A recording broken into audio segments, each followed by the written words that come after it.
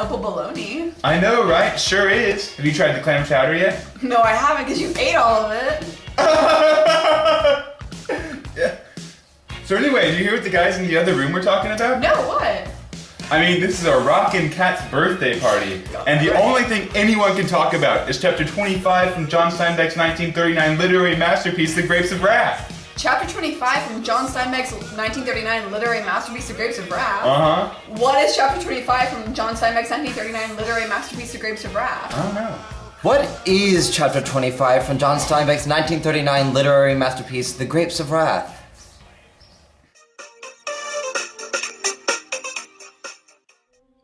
Chapter 25 of Steinbeck's The Grapes of Wrath utilizes rhetorical devices such as paradox and connotative language to emphasize technology's detrimental effect in rural American life during the Great Depression. Science originally succeeded by greatly increasing the amount of agricultural produce, but the economic depression made it impossible for the people to buy it all. The supply surpassed the demand. In order to avoid inflation, the farmers had to burn the extra produce, even while millions were starving.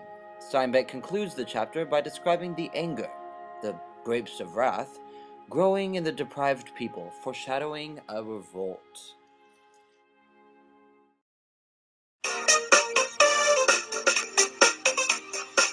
Surprise! Oh my god, birthday shout-out time.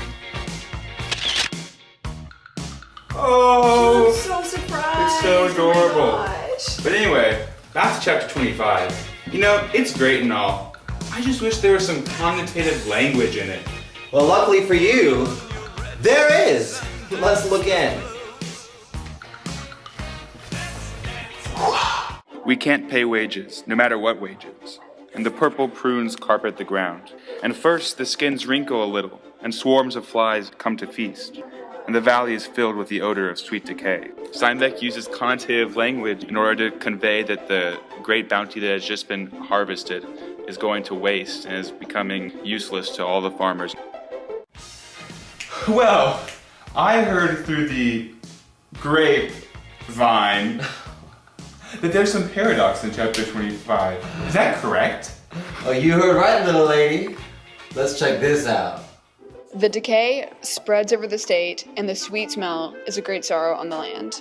Steinbeck contrasts the sweet smell and great sorrow in a paradox in order to emphasize how the success of the scientist has turned into a failure. Gosh, there are just so many stylistic elements in this chapter. Yes, I just have the utmost desire that there'll be a wee bit of irony in it, though. Mark Twain, what are you doing here? Well, I made my way down the Mississippi River in a steamboat, nonetheless, to come see Little Miss Opal Bologna Sausage on her birthday. Now, where is that birthday girl? Mark Twain. Well, anyways, lucky for you, there is some irony in chapter 25. Wow.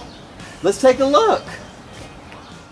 Men who have created new fruits in the world cannot create a system whereby their fruits may be eaten, and the failure hangs over the state like a great sorrow. Steinbeck uses this irony to portray how, in a period of the greatest scientific advancement, and when the most food was being produced, the most people were hungry. Hey, I'm back from the bathroom. Noah, you missed it. Mark Twain was here, and he was holding your cat. Mark Twain? That's a little random in a movie about the grapes of wrath. Well, anyway, I was thinking, what are some of the most significant passages and stylistically rich excerpts from chapter 25 of The Grapes of Wrath? Hey, I have an idea. You know, to answer your question, I have a fun little game that involves ping pongs and plastic cups. Okay. And apple juice, too. You know what? Let's call it Apple Juice Pong. Sounds good. How do we play? Well, let me explain. So here's what you do.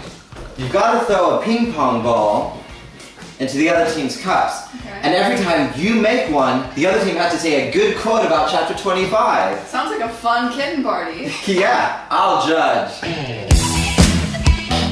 There is a crime here that goes beyond denunciation. There is a sorrow here that weeping cannot symbolize. There is a failure here that topples all of our success. A million people hungry, needing the fruit. and kerosene sprayed over the golden mountains, and the smell of rot fills the country. In the eyes of the people, there is a failure, and in the eyes of the hungry, there is a growing wrath. In the souls of the people, the grapes of wrath are filling and growing heavy for the vintage.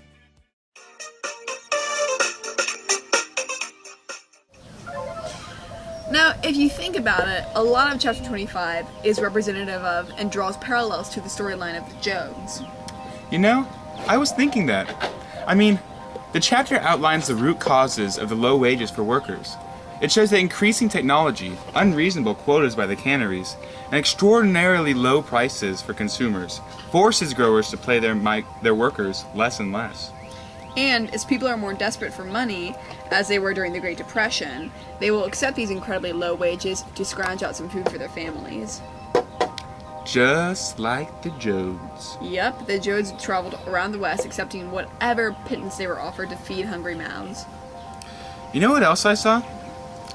I kind of empathized with the farm owners in chapter 25, whereas throughout the rest of the novel, they were basically antagonized. When Steinbeck employs the perspective of the migrants, like the Jodes per se, the growers come off as evil because the migrants may feel that they have cheated them by sending out the handbills and having workers compete with each other for lower wages.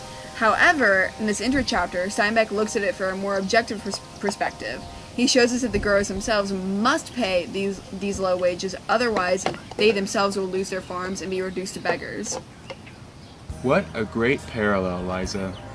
You are so smart. Suddenly, the wheels are in motion, and Hey, I was spark noticing the grapes of wrath the other day, when I came upon one pretty blatant theme, that the modernization of technology can actually be detrimental to society. Do you know that the modernization of technology is actually detrimental to society? Okay, well, I think it's time to put down these unmarked red plastic cups and have a serious discussion of theme! You know, I definitely agree with Noah's thematic observation. I mean, it was pretty obvious. It was the technological advances that made it possible to have such great harvest and number of crops. This directly led to the growers being unable to harvest it all before the crops rotted, and their need for so many workers at such low prices. And thus the plight of the migrants. Okay, but consider this one. This theme may not be as obvious. So, it's that one man's greed in an economic system translate to greed and avarice, that means greed, throughout the system. How so? Think about it. It's pretty obvious. It was the canneries and the sellers that demanded that the farmers produce so much out of greed. And this led to the farmers needing to pay the workers so little, and then that breeds animosity among the migrant workers. So basically, when one man's greed creates misfortune for another man, that misfortune trickles down to the dregs of society. Excellent! Now, have you thought of any themes, Liza? Yes, I have. Yes, I have, actually. Upon the bounty of the land depend many different life cycles. Thus, to rape nature's plenitude, strictly for profit, will destroy many of the intricate cycles within.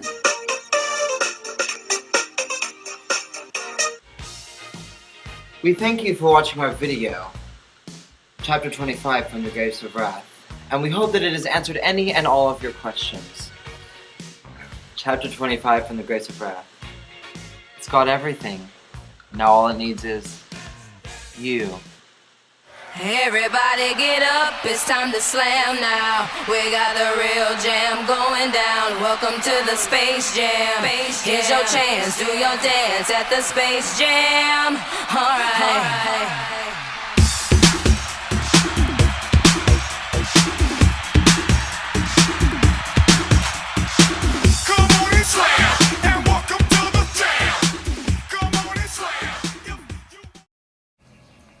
Man, that Cisco sure knows how to party.